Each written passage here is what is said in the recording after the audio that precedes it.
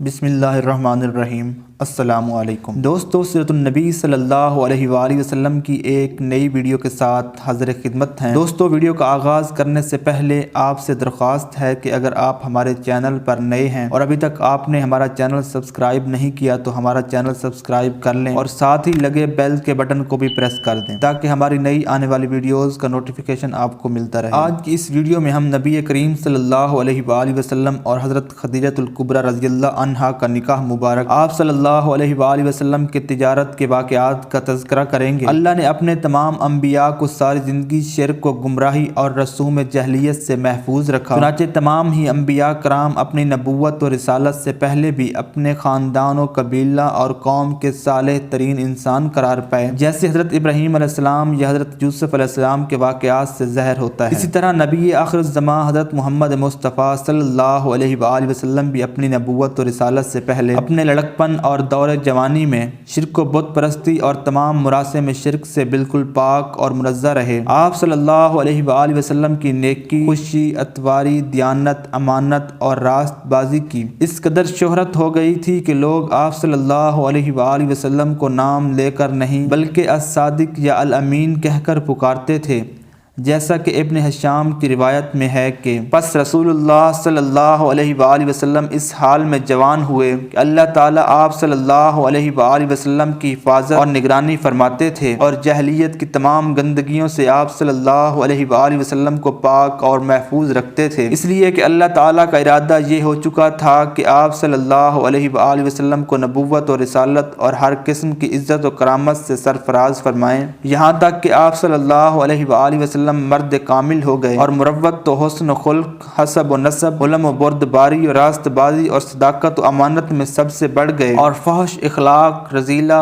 سے انتہا درجہ دور ہو گئے، یہاں تک کہ آپ صلی اللہ علیہ وآلہ وسلم الامین کے نام سے مشہور ہو گئے۔ حضرت زید بن حارث رضی اللہ عنہ فرماتے ہیں کہ زمانہ جہلیت میں جب مشرکین مکہ بیت اللہ کا طواف کرتے تو اصاف و نائلہ دو بتوں کے نام ہیں ان کو چھوتے تھے۔ ایک بار میں نے آپ صلی اللہ علیہ وآلہ وسلم کے ساتھ بیت اللہ کا طواف کیا، جب ان بتوں کے پاس سے گزرا تو ان بتوں کو چھوا، حضرت صلی اللہ علیہ وآلہ وسلم نے مجھ کو ان بتوں کو چھونے سے منع کیا۔ میں نے اپنے دل میں کہا کہ دیکھوں تو صحیح کہ چھونے سے ہوتا کیا ہے، اس لیے دوبارہ ان کو چھوا۔ آپ صلی اللہ علیہ وآلہ وسلم نے پھر ذرا سختی سے منع کرتے ہوئے فرمایا، کیا تم کو منع نہیں کیا تھا؟ حضرت زید رضی اللہ عنہ فرماتے ہیں، اللہ کی قسم اس کے بعد کبھی کسی بت کو ہاتھ نہیں لگایا، یہاں تک کہ اللہ تعالیٰ نے آپ صلی اللہ علیہ وآلہ وسلم کو نبوت اور رسالت سے سرفراز فرمایا اور آپ صلی اللہ علیہ وآلہ وسلم پر اپنا کلام اتارا۔ ایک مرتبہ ایک دعوت میں قریش نے آپ صلی اللہ علیہ وآلہ وسلم کے سامنے ایک کھانا لا کر رکھا، آپ صلی اللہ علیہ وآلہ وسلم نے اس کو کھانے سے انکار کیا۔ وجہ یہ تھی کہ قریش جانوروں کو غیر اللہ کے نام پر ذبح کرتے تھے اور آپ صلی اللہ علیہ وآلہ وسلم کو بتوں کے چڑھاوے کھانے سے اپنی پاکیزہ طبیعت کی وجہ سے نفرت تھی۔ خلاصہ یہ کہ تمام انبیاء کرام کی طرح آپ صلی اللہ علیہ وآلہ وسلم بھی ابتدا سے ہی نہایت صالح طبیعت والے اور کفر و شرک اور ہر قسم کے فحشاء سے منکر سے پاک اور منزہ تھے۔ مسز اینی بیسنٹ ہندوستان کی پیشوا اور بڑی مشہور انگریز عورت ہے۔ وہ لکھتی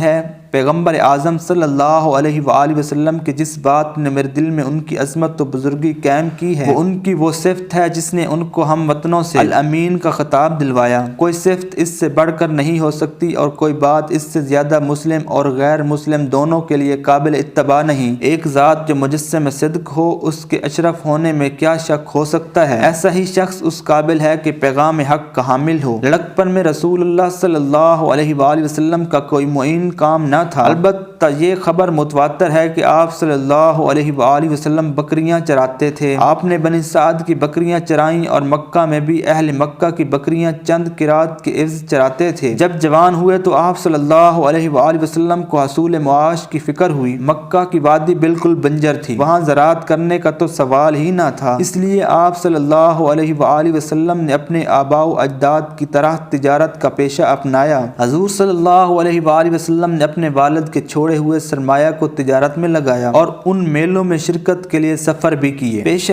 تجارت میں آپ نے ہمیشہ امانت داری اور دیانت کو پیش نظر رکھا۔ آپ صلی اللہ علیہ وآلہ وسلم کے ایک ساتھی عبداللہ بن ابی الحمصا بیان کرتے ہیں کہ میں نے آپ سے ایک تجارتی معاہدہ کیا، لیکن بات پوری طے ہونے سے قبل مجھے ایک ضروری کام یاد آیا اور میں نے آپ سے کہا کہ آپ یہیں ٹھہریں، میں ابھی آتا ہوں۔ وہاں جا کر کام میں ایسا مشغول ہو گیا کہ مجھے آپ سے کیا ہوا وعدہ یاد نہ آیا۔ اتفاقاً 3 روز بعد میرا ادھر سے گزر ہوا تو میں نے دیکھا کہ آپ صلی اللہ علیہ وآلہ وسلم وہیں انتظار کر رہے ہیں۔ میں احساس شرمندگی کے ساتھ آپ کی طرف گیا تو آپ صلی اللہ علیہ وآلہ وسلم نے صرف اتنا فرمایا کہ تم نے مجھے زحمت دی اس لیے کہ میں 3 دن سے اسی جگہ پر تمہارا منتظر ہوں۔ زمانہ جاہلیت میں قیس بن الصائب مخزومی آپ صلی اللہ علیہ وآلہ وسلم کے ساتھ شریک تجارت تھے۔ وہ بیان کرتے ہیں کہ میں نے محمد بن عبداللہ صلی اللہ علیہ وآلہ وسلم سے بہتر ساتھی نہیں پایا۔ اگر ہم آپ کا سامان تجارت لے کر جاتے تو واپسی پر آپ ہمارا استقبال کرتے اور خیر و عافیت پوچھ کر چلے جاتے، برخلاف اس کے اگر آپ صلی اللہ علیہ وآلہ وسلم تجارتی سفر سے لوٹتے تو جب تک پائی پائی بے باک نہ کرتے اپنے گھر کو نہ جاتے۔ تجارت میں آپ صلی اللہ علیہ وآلہ وسلم کی دیانت داری اور معاملہ فہمی کی شہرت دور دور تک پھیل چکی تھی۔ حضرت خدیجہ رضی اللہ عنہا قریش کی دولت مند بیوہ خاتون تھیں جنہیں عرب کے کئی نامور رئیسوں نے نکاح کا پیغام دیا تھا۔ ان کے والد خویلد بن اسد نے بہترین تجارتی کاروبار ورثہ میں چھوڑا تھا، اس لیے انہوں نے بھی تجارت جاری رکھی۔ اپنا مال تجارت اجرت یا شراکت پر تاجروں کے ہمراہ روانہ کرتی۔ ابتدائی عمر میں چچا زاد بھائی اور مشہور عیسائی عالم ورقہ بن نوفل سے منسوب تھیں، لیکن شادی نہ ہو سکی۔ 15 سال کی عمر میں ان کا پہلا نکاح ہند بن نباش سے ہوا جو ابو حالہ کے نام سے مشہور تھے۔ ان سے 2 بچے پیدا ہوئے جو بعد میں حضور اکرم صلی اللہ علیہ وآلہ وسلم پر ایمان لائے۔ ابو حالہ کے انتقال کے وقت حضرت خدیجہ رضی اللہ عنہا 21 سال کی تھیں۔ آپ کا دوسرا نکاح عتیق بن عید مخزومی سے ہوا جن سے ایک لڑکی پیدا ہوئی جس نے بعد میں اسلام قبول کیا۔ عتیق بن عید مخزومی بھی انتقال کر گئے۔ یکے بعد دیگرے دونوں شوہروں کے انتقال سے حضرت خدیجہ رضی اللہ عنہا دل برداشتہ ہو گئیں۔ مالی دولت کے ساتھ ساتھ اللہ تعالیٰ نے انہیں دولت حسن سے بھی نوازا تھا۔ نہایت ذہین اور سلیقہ مند تھیں۔ انہیں خصائص کی وجہ سے وہ طاہرہ کے لقب سے مشہور تھیں۔ جب انہیں رسول اللہ صلی اللہ علیہ وآلہ وسلم کی راست گوئی، امانت اور مکارم اخلاق کا علم ہوا تو انہوں نے ایک پیغام کے ذریعے پیشکش کی کہ آپ ان کا مال لے کر تجارت کے لیے ملک شام تشریف لے جائیں۔ وہ دوسرے تاجروں کو جو کچھ دیتی ہیں اس سے بہتر اجرت آپ کو دیں گی۔ آپ صلی اللہ علیہ وآلہ وسلم نے اپنے چچا سے مشورہ کر کے یہ پیشکش قبول کر لی اور ان کا مال لے کر ملک شام تشریف لے گئے۔ اس سفر میں حضرت خدیجہ رضی اللہ عنہا کے ایک غلام میسرہ بھی آپ کے ساتھ تھے جو آپ صلی اللہ علیہ وآلہ وسلم کے اخلاق و عادات دیکھ کر آپ کے گرویدہ ہو گئے۔ آپ صلی اللہ علیہ وآلہ وسلم سفر سے مکہ واپس تشریف لائے تو حضرت خدیجہ رضی اللہ عنہا نے اپنے مال میں ایسی امانت و برکت دیکھی جو اس سے پہلے کبھی نہ دیکھی تھی۔ مال کی خرید و فروخت کا حساب آپ صلی اللہ علیہ وآلہ وسلم نے حضرت خدیجہ رضی اللہ عنہا کو دیا تو منافع دگنے سے زیادہ تھا۔ حضرت خدیجہ رضی اللہ عنہا نے بھی طے شدہ معاوضہ کا 2 چند آپ کو دیا، یعنی بجائے 4 اونٹ کے 8 اونٹ معاوضہ میں دیے۔ ادھر ان کے غلام میسرہ نے آپ صلی اللہ علیہ وآلہ وسلم کے شیریں اخلاق، بلند پائے کردار،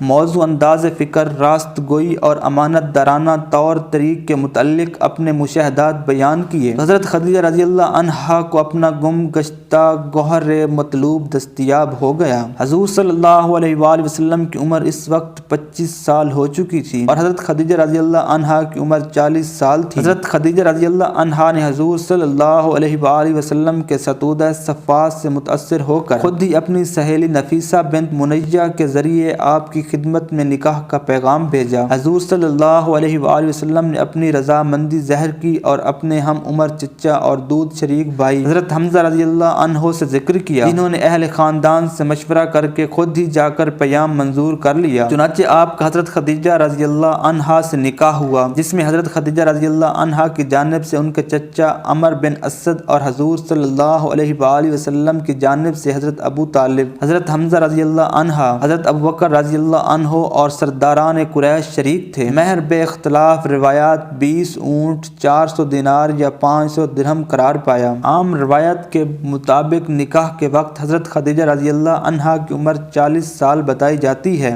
نکاح کے بعد حضور صلی اللہ علیہ وآلہ وسلم چند دن بنی ہاشم کے محلہ میں گزار کر حضرت خدیجہ رضی اللہ عنہا کے مکان میں آ گئے۔ حضرت خدیجہ رضی اللہ عنہا نے آپ کی خدمت کے لیے ایک غلام زید بن حارثہ رضی اللہ عنہ کو پیش کیا جو اس وقت 15 سال کے تھے اور جنہیں بچپن میں ڈاکوؤں نے عکاظ کے بازار میں حکیم بن حزام کے ہاتھ فروخت کر دیا تھا اور بعد میں انہوں نے اپنی پھپھی حضرت خدیجہ رضی اللہ عنہا کی نظر کیا تھا۔ کچھ عرصہ بعد زید رضی اللہ عنہ کے باپ کو معلوم ہوا کہ زید زندہ ہیں تو باپ اور چچا دونوں نے حضور صلی اللہ علیہ وآلہ وسلم کی خدمت میں حاضر ہو کر انہیں ان کے حوالے کرنے کی درخواست کی، جس پر حضور صلی اللہ علیہ وآلہ وسلم نے زید رضی اللہ عنہ سے فرمایا کہ تمہارے باپ اور چچا تمہیں لینے آئے ہیں، اب تمہیں اختیار ہے کہ چاہو تو ان کے ساتھ اپنے وطن لوٹ جاؤ، چاہو تو میرے ساتھ رہو۔ اس پر زید رضی اللہ عنہ نے اپنے باپ اور چچا کے ساتھ جانے کے مقابلے میں حضور صلی اللہ علیہ وآلہ وسلم کے ساتھ رہنے کو ترجیح دی۔ اس کے بعد حسب دستور حضور صلی اللہ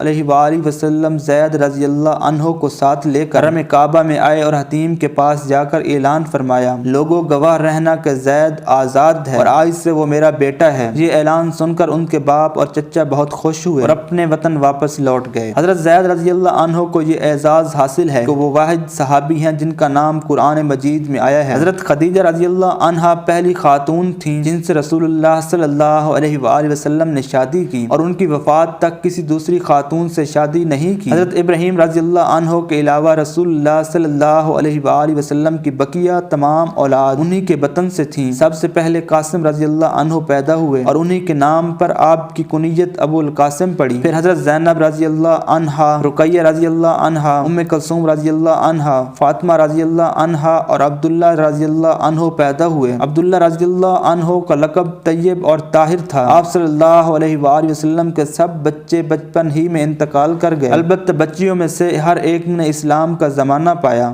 مسلمان ہوئیں اور ہجرت کے شرف سے مشرف ہوئیں، لیکن حضرت فاطمہ رضی اللہ عنہا کے سوا باقی سب کا انتقال آپ کی زندگی ہی میں ہو گیا۔ حضرت فاطمہ رضی اللہ عنہا کی وفات آپ صلی اللہ علیہ وآلہ وسلم کے 6 ماہ بعد ہوئی۔